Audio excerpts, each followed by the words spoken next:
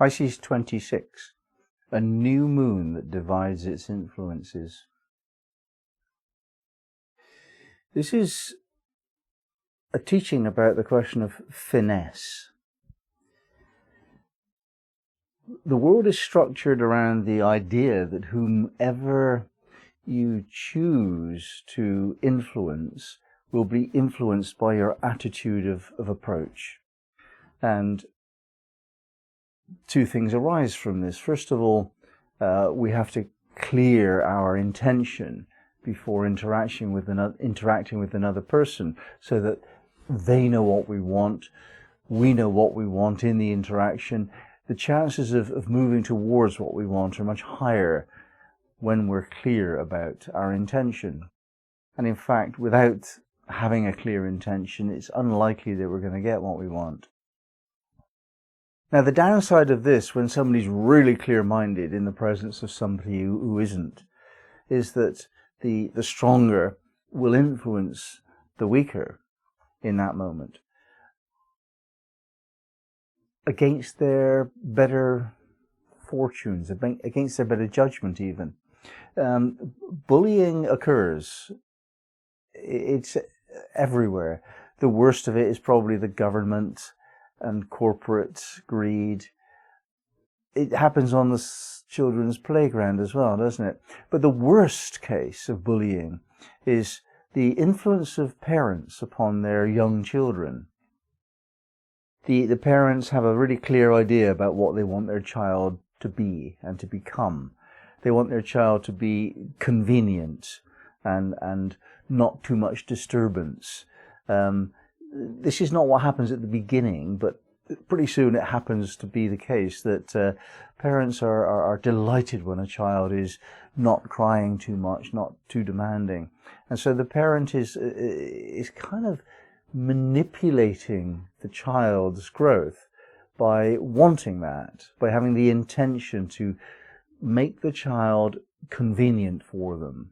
That's the first case, but it gets worse. The trajectory of the child's life is to some extent appropriately guided by mother and father, but to some extent inappropriately is imposed upon by the parents. So the father might have a certain career and want his son to have that career. The mother might have a certain attitude to raising children and teach her daughters to have that attitude, and so on.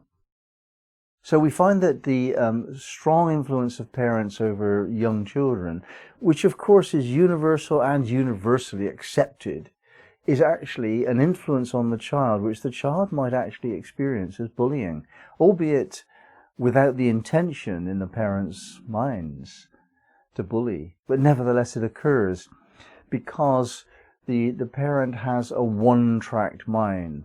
I want my child to grow to be this. I mean, and that might be safe, it might be comfortable, it might be successful, it might be all sorts of wonderful things that the parent wants for the child.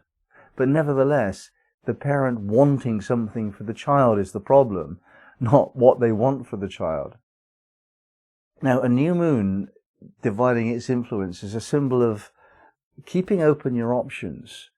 The light of the new moon does not shine. Actually, astrologically speaking, a new moon is when the sun and the moon are in alignment. And so you can't see the moon at all. The first day or two of the new moon, there's nothing in the sky. And what we then call the new moon is the first sliver that we see in the sky. But by that time, the moon has moved on. So actually here we have an astrologer speaking. The new moon is dark. We cannot see its light.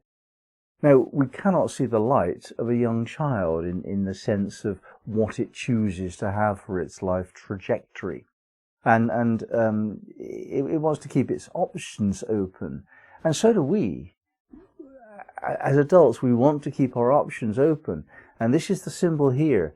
Keep open the possibility of this or that until you're decided on a course of action.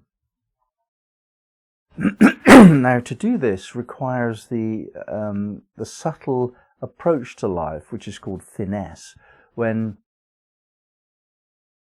a series of conditions apply. We have a certain situation that could go either way.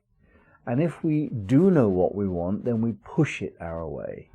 If we don't know what we want, but we're open to the possibility of this or that, then we are required to tune in on a more sensitive level to the possibilities in the moment and the flow of what's happening around about now. And we're more likely to be able to tune into that flow and align with the cosmic order.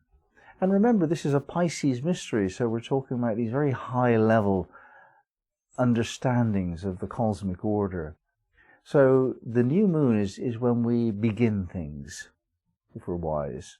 And on the new moon, when it's dark, the dark moon means that we can't see very much at all about the unconscious.